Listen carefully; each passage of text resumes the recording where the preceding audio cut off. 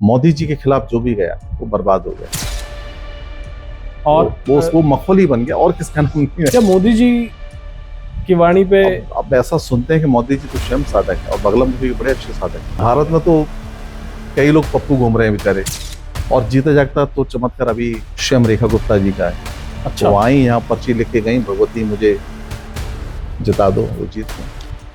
क्या है कर्ण पिशाची, क्या कर सकती है और कैसे से ले? उनके कान में भी आके बोल देती, वो एहसास करा देती है कि फला व्यक्ति ये है। अब बोल दोगे तुम ये काम करके आए, विदेश गए और किसी को ठीक करने के लिए वहाँ उन्होंने पकड़ के बिठा लिया अच्छा कि अब तुम ठीक ही करो, हमें तभी जाओगे आप। जब मैं गया तो उसको ऐसे बांधा हुआ था ऊपर रस्सियों से, तो उसकी वो स्थिति देख के मेरे को भी और आंखें, कई दिनों से सोया नहीं।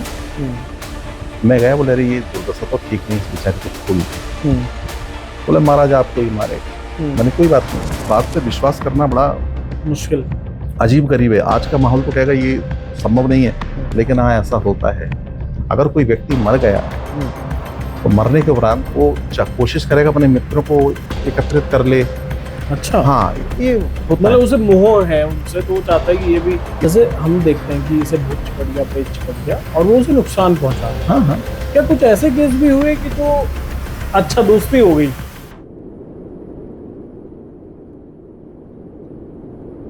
नमस्ते, द ओपन पोडियम देख रहे हैं आप, और आज मेरे साथ हैं गुरुजी आचार्य अतुल्यनाथ जी, जो माँ बगलामुखी पीठ के पीठाधीश्वर हैं और लंबे समय से तंत्र तपस्या करते आ रहे हैं, और मेरा बहुत पुराना परिचय है। लंबे वक्त के बाद हमारी मुलाकात हो रही है और इसीलिए हम अब अपना दूसरा सेगमेंट भी शुरू कर रहे हैं। राजनीति, तंत्र, मंत्र, कैसा गठबंधन है इनका? क्योंकि जब हम पहले भी बात कर रहे थे तो आपने कहा कि राजाओं के समय से ये प्रथा चल रही है। क्या आज के जो राजा हैं वो भी इस ओर आकर्षित हैं या इस तरह के प्रयोग कर रहे हैं अपने जीवन? आप सोचिए कि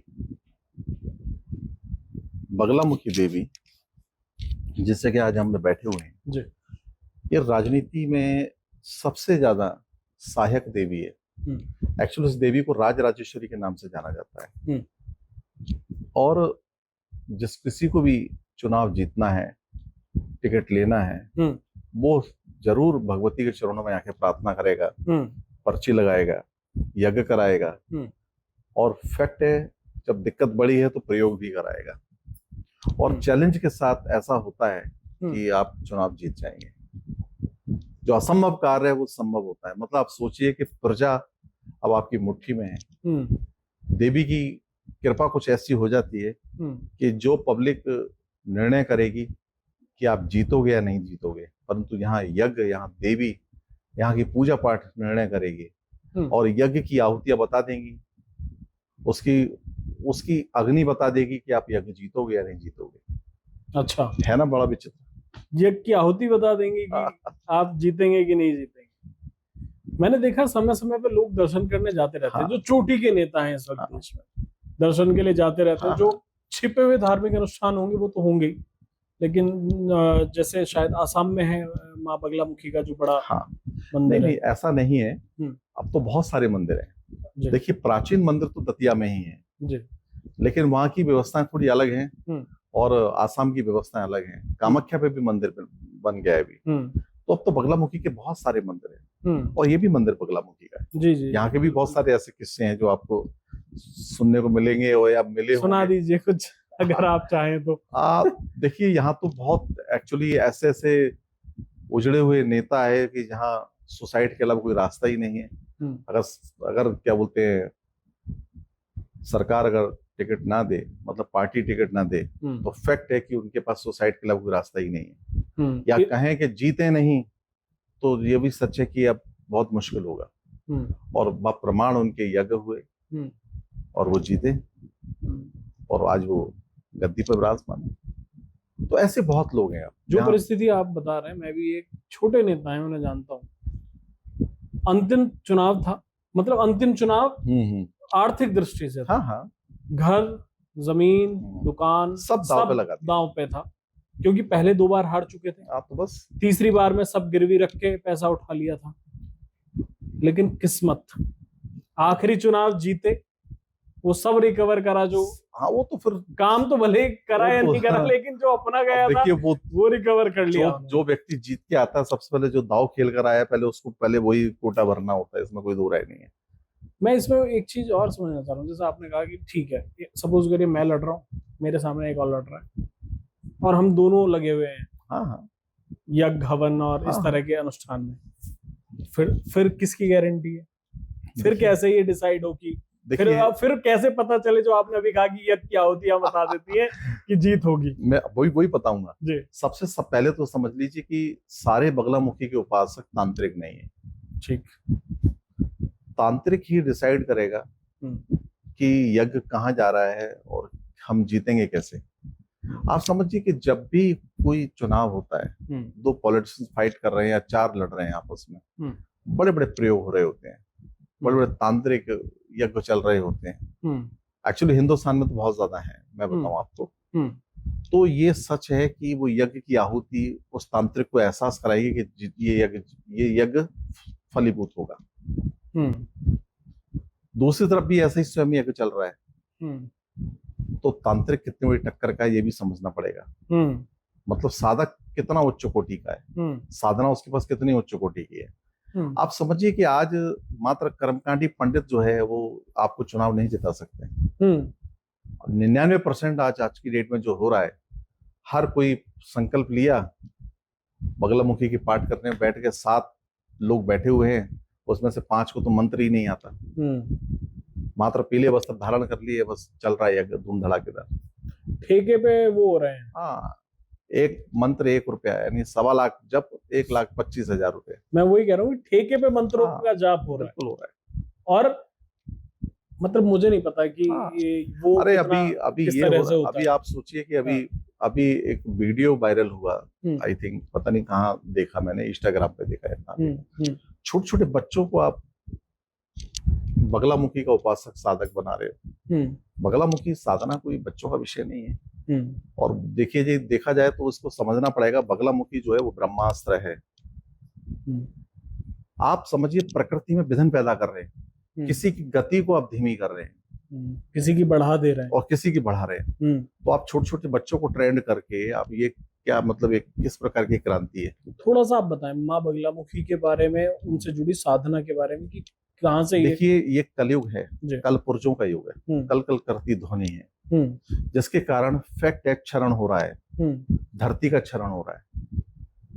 और जैसे ही विज्ञान ने जितना ज्यादा ग्रोथ किया, कल कल करती ध्वनि जितना ज्यादा उत्पन्न हुई, एक भगवती का जप तप यज्ञ पूजा पाठ बहुत ज्यादा विस्तारात्मक बढ़ गया। पिछले 30 वर्षों में बगलामुखी उपासक बहुत हो गए, और बहुत ज्यादा मंदिर बने, और बहुत धूम धड़ाके से बगलामुखी का आह्वान चल रहा है। लेकिन आपको ये समझना होगा कि जो 36 अक्षर का मंत्र है, डायरेक्ट आप उठा के जो इंटरनेट से या कहीं से कर रहे हैं, वो प्रकृति में विघ्न पैदा कर रहा है। वो कलकल करती ध्वनि को शांत नहीं कर रहा है, वो सृष्टि के क्षरण को नहीं रोक रहा है। वो एक्चुअली आपके परिवार की जो स्थिति है, आप परिवार जनों में 5 लोगों का परिवार है या 4 लोगों का परिवार है, 4 लोगों में 24 घंटे में आपके साथ कहीं ना कहीं तनाव होगा, छोटी मोटी बात होगी, तो बस आपने कुछ भी बोल दिया, उसका स्तंभन हो गया, उसकी गति रुक गई, जिसके दुष्परिणाम भी भोग रहे हैं। आप समझिए कि शक्ति का प्रादुर्भाव तो इसलिए है कि अगर कुछ हो रहा है, सृष्टि में क्षरण हो रहा है, तो उस क्षरण को रोकने की हम कोशिश करें। जगह जगह अगर यज्ञ हो तो फैक्ट है, प्रकृति की रक्षा के लिए यज्ञ होना चाहिए। आप सोचिए हिमाचल की क्या स्थिति है, आप देखिए उत्तराखंड की क्या स्थिति है। तो जो क्षरण हो रहा है, जो वाइब्रेशन जो बढ़ गया, गाड़ियां 10-10 लाख गाड़ियां निकल रही है, पहाड़ गिर रहे हैं, इस चीज का ख्याल, इस चीज का विचार सरकारों को सोचना चाहिए, परंतु नहीं। और मनुष्य भी इतना हुआ है जिस तरह से वो अपना एंटरटेन कर रहा है इस मटेरियल युग में, जिससे इफेक्ट है कि वो स्वयं प्रकृति का शत्रु बन गया है। ऐसी स्थिति में इस देवी का आह्वान सहयोगी हो सकता है, बहुत ज्यादा सहयोगी हो सकता है, परंतु आप कल पुर्जों को त्यागोगे नहीं तो बड़ा मुश्किल हो जाएगा। इस धरती को हम खत्म करने की इच्छा कर चुके हैं और हम निरंतर लगे हुए। वहीं इस शक्ति के जो दुष्परिणाम है, पैरालिसिस अटैक हो सकता है किसी को, अच्छा हाँ, कैंसर हो सकता है किसी को, अच्छा। हाँ। इस शक्ति की उपासना इतना आसान नहीं है, और इसका प्रहार बहुत ज्यादा खतरनाक है, और जो कर रहा है सबसे पहले वही भुगतेगा। हाँ, उनपे भी तो इम्पैक्ट होता है ना, जो हाँ, हो कर रहा रहे है। होते 50 ऐसे परिवार हैं कि उन्होंने 36 अक्षर का मंत्र लिया, जप करना स्टार्ट किया, प्रारंभ में तो बड़ा अच्छा फल मिला, लेकिन अब देखा जाए तो दुकान ही नहीं चल रही, अब उन्हीं का स्तंभन हो गया, और रुपए रुपए के लिए खुद ही परेशान है। तो बगलामुखी जो शक्ति है उसका सही तरीके से समझना जरूरी है, और उसको गुरु के माध्यम से ही इस ज्ञान को प्राप्त करें, ये जरूरी है। इसमें दीक्षा विधान है, और दीक्षा विधान के प्रांत फिर पंच देवताओं का आह्वान है, और पूरा एक क्रम विद्या है पूरी, बिल्कुल। जो क्रमात्मक समझना चाहिए और करना चाहिए। अन्यथा ये शस्त्र जो है बड़ा घातक है, आपको कहीं और भी ले जा सकता है।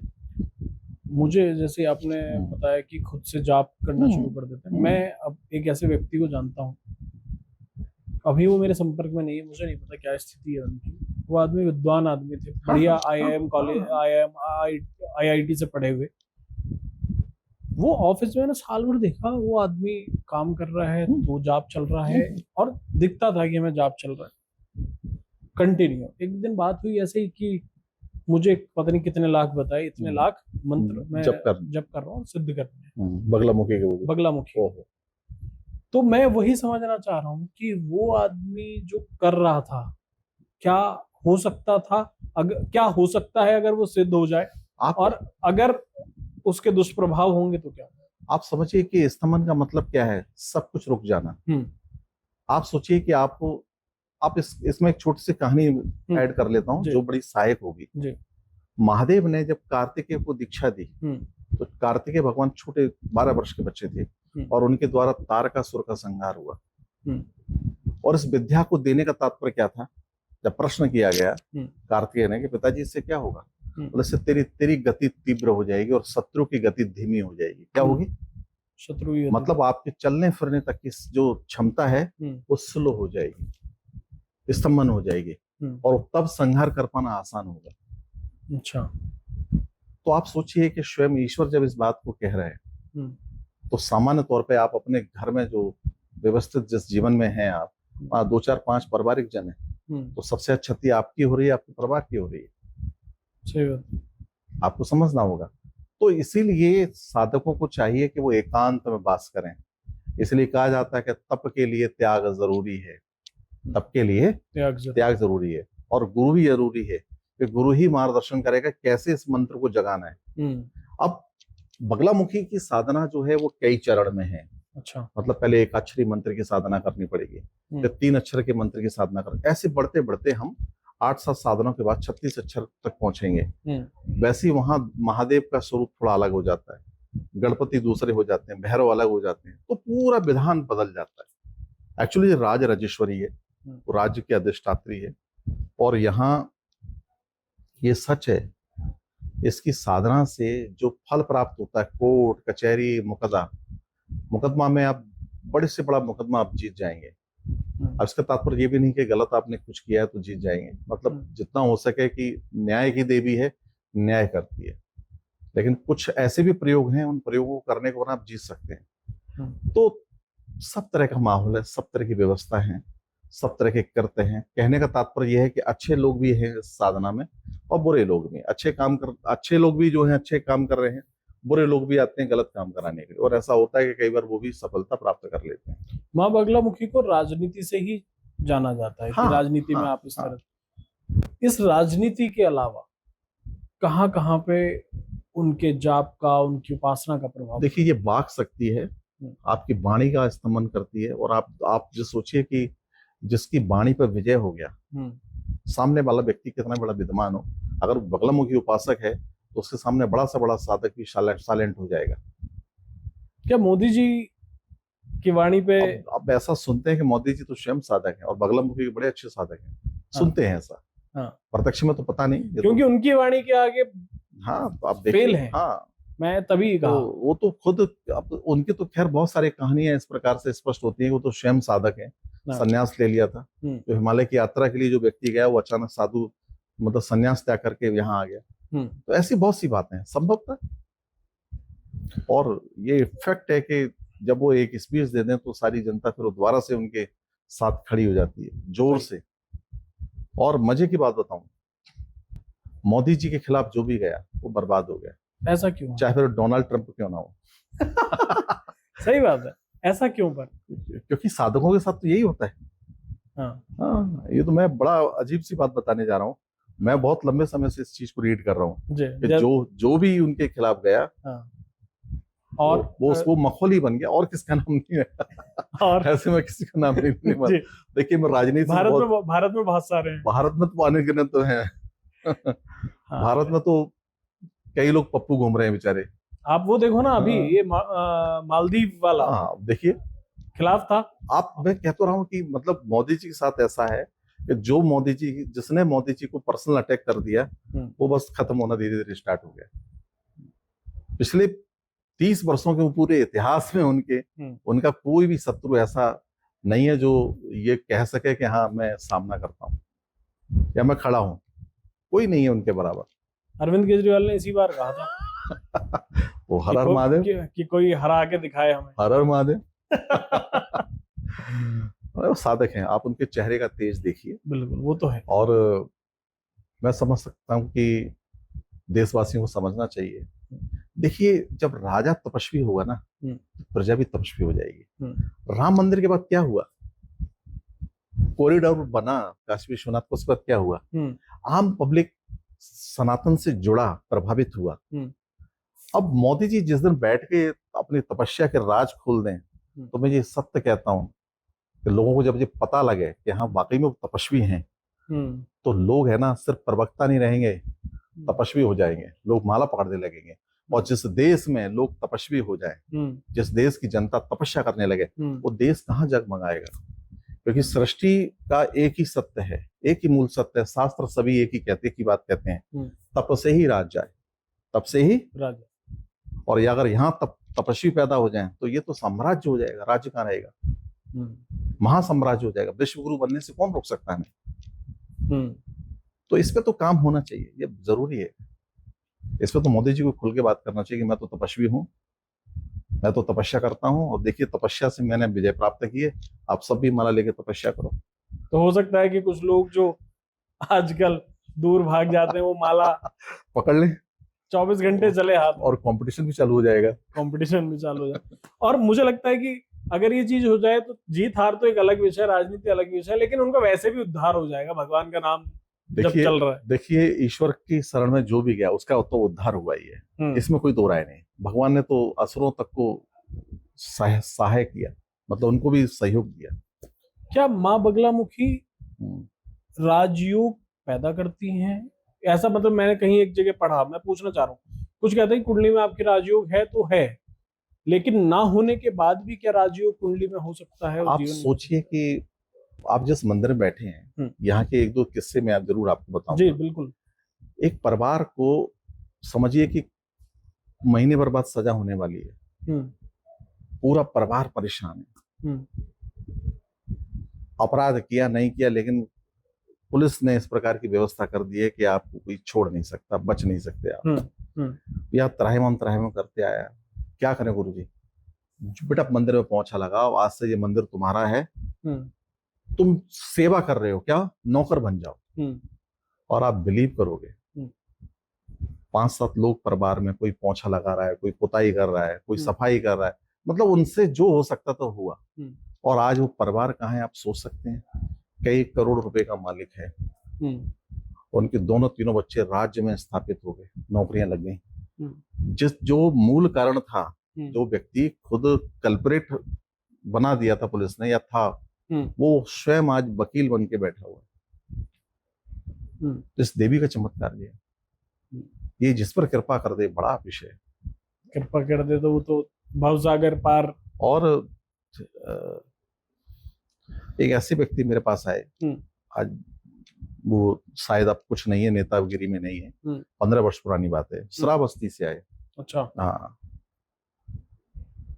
यहाँ आके रोने लगे, गुरु महाराज बर्बाद हो गया हूँ, पैसे नहीं है, चुनाव टिकट नहीं मिला तो बड़ा। तो मैंने कहा जरूर प्रार्थना करो। बोले अगर कांग्रेस का और सपा का अगर अलायंस हो गया तो मुझे टिकट नहीं मिलेगा। अच्छा। तो मैंने, भैया देखो ऐसा है, माता रानी के चरणों में बैठो, वही सब कुछ करेगी। बोले करूं क्या ये बताओ ऐसा। मैंने, ये जो तुम पर हो सकता है। मैं तो यहाँ लोगों को सबसे बोलता हूँ, जब तब छोड़ो, तुम सेवा करो। क्या करो? सेवा। बाल्टी लेके वो मंदिर की पोंछा करने में लगे, और अलायंस नहीं हुआ। बाद में कांग्रेस ने उनको टिकट दिया। वो पैसे पैसे के लिए मोहताज, चुनाव के लिए पैसे नहीं, फंड, पार्टी फंड से पैसा मिला, चुनाव जीत गए। तो यहाँ ऐसे बहुत से चमत्कार हुए। और जीता जागता तो चमत्कार अभी स्वयं रेखा गुप्ता जी का है। अच्छा। वो आई, यहाँ पर्ची लिख के गई, भगवती मुझे जिता दो, वो जीत गई और आज सीएम है। देखो, तो बगलामुखी का तो चमत्कार है। ये जिस पर कृपा कर दे उसके लिए तो बड़ा विषय है। बगलामुखी की साधना के लिए कहा जाता है कि 41 दिन होता है, मतलब क्या 41 दिन का ही कुछ है? देखिए, पुरुषरण जो है बगलामुखी का 1.25 लाख मंत्र का है। अच्छा। जो 41 दिन में होना चाहिए, परंतु ऐसे नहीं है। बगलामुखी को समझना पड़ेगा। सबसे पहले आपकी दीक्षा होगी, आपको गुरु धारण करना होगा, गुरु मंत्र का आह्वान करना होगा, फिर बगलामुखी एकाक्षरी से शुरू होगी।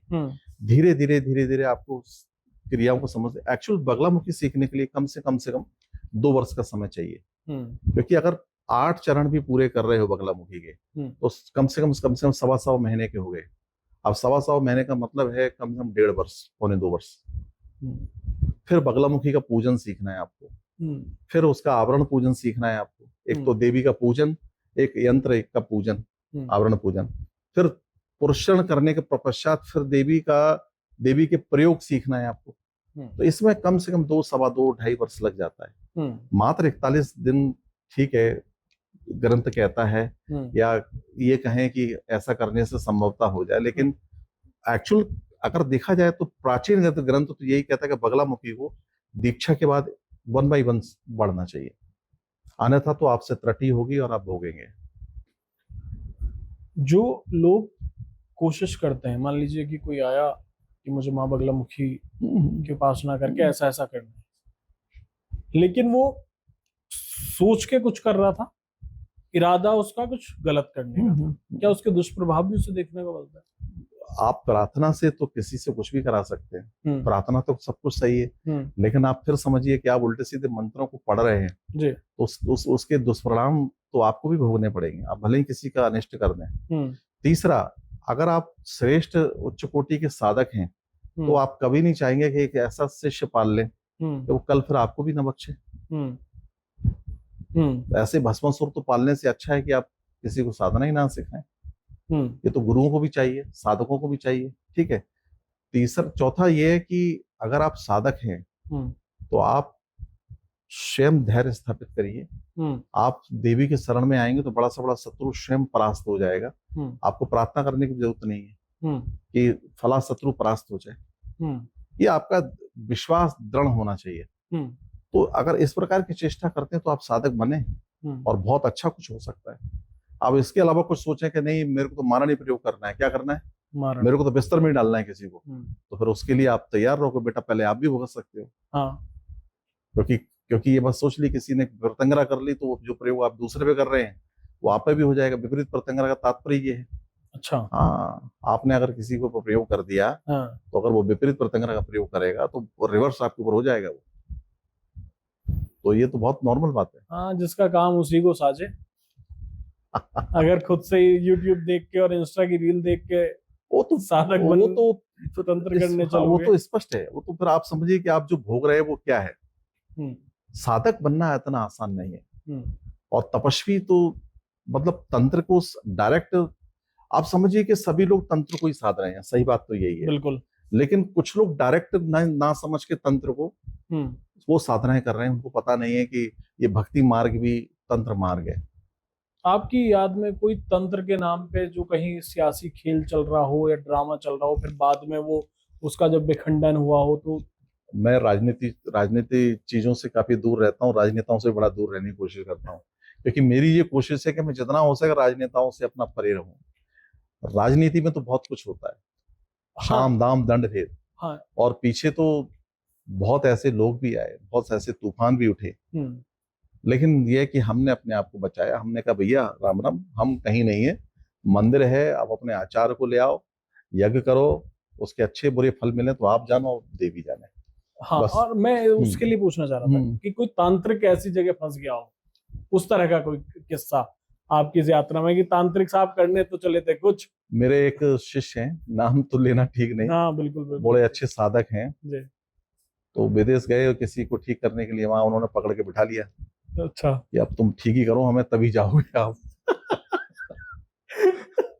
और टीवी, अब बड़े बड़े परेशान हो बेचारे, मोबाइल बड़ा फोन कर करके परेशान करें, तो बस स्वयं गया, तो अच्छा। जाके उनको निकाल के लाया। तो एक्चुअली देखिए, तंत्र हर किसी को नहीं आता। आप सोचिए कि मैं जिस क्षेत्र से हूँ, मतलब 30 वर्ष पुरानी बात बता रहा हूँ। हमारे यहाँ एक बामौर करके एक जगह है गांव में, मतलब मध्य प्रदेश में, ग्वालियर और मुरैना के बीच में एक जगह है बामौर। तो वहां एक व्यक्ति को प्रेत लग गया। अच्छा। हाँ, और वो प्रेत तो नहीं था, वो था तो भूत ही, लेकिन प्रेत लग गया। गांव वालों ने तो बड़ा मुश्किल हुआ, जो भी तांत्रिक जाए किसी को थप्पड़ मार दे।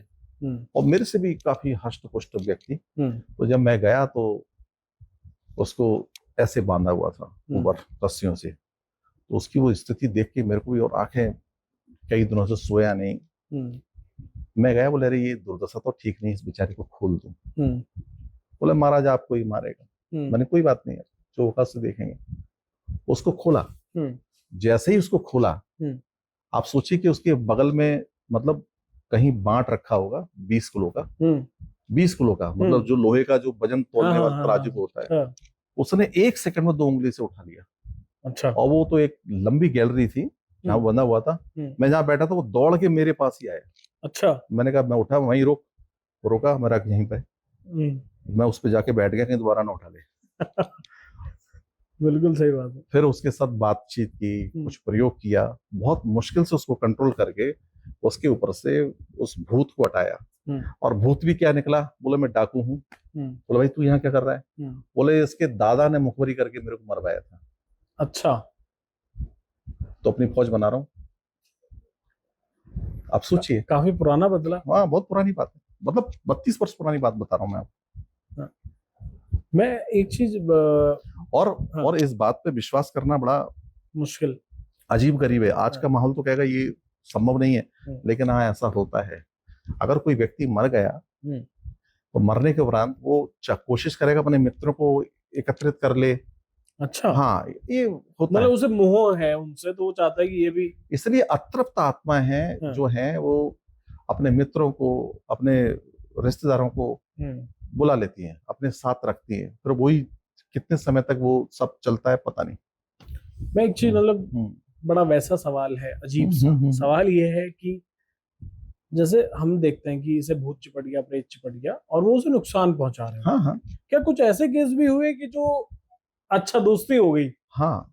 मैं आज तक सिर्फ चमत्कार मूवी में देखा था, नसरुद्दीन शाह और शाहरुख खान वाला किस्सा।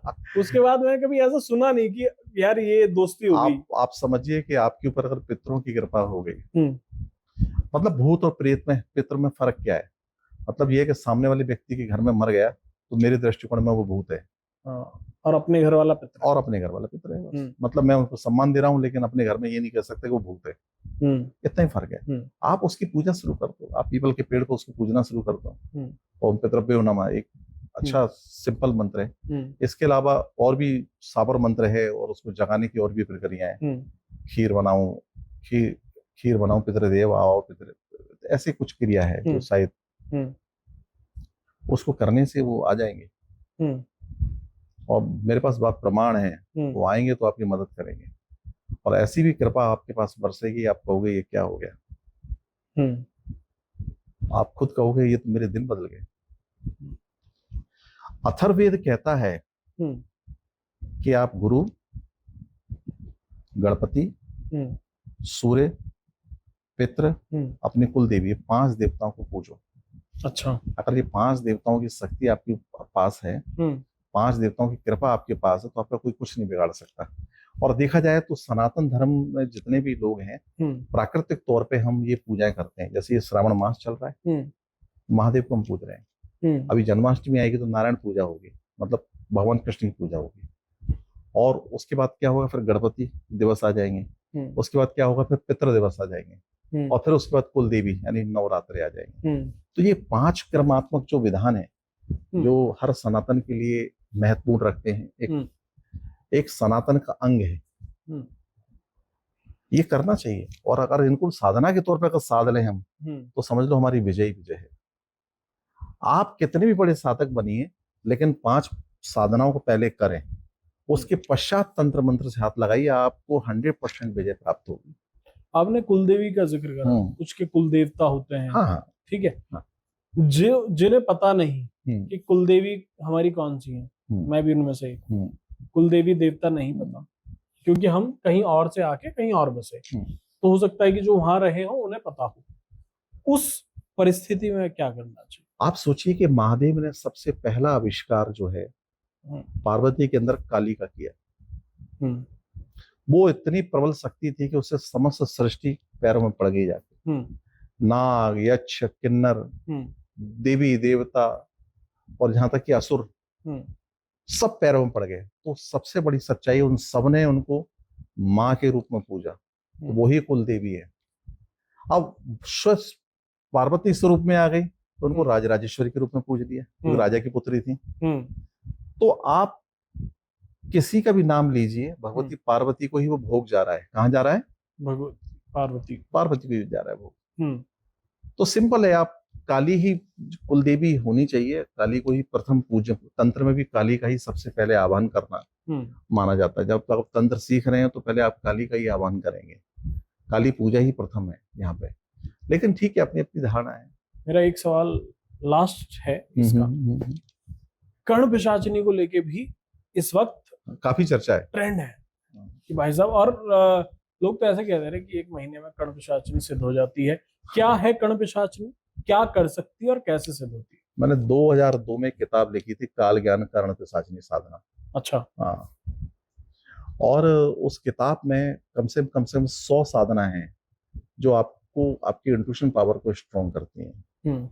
और एक्चुअली देखिए, कोई भी एस्ट्रोलॉजी जब पढ़ेगा तो भविष्य जब तक वो स्पष्ट नहीं बता पाएगा तो बड़ा मुश्किल है, बड़ा हेजिटेट है। कई बार ग्रहों को देख के वो संदेह करता है, मैं बोलूं या नहीं बोलूं। तो वो जो हिम्मत है वो साधना से आती है। क्या आती है?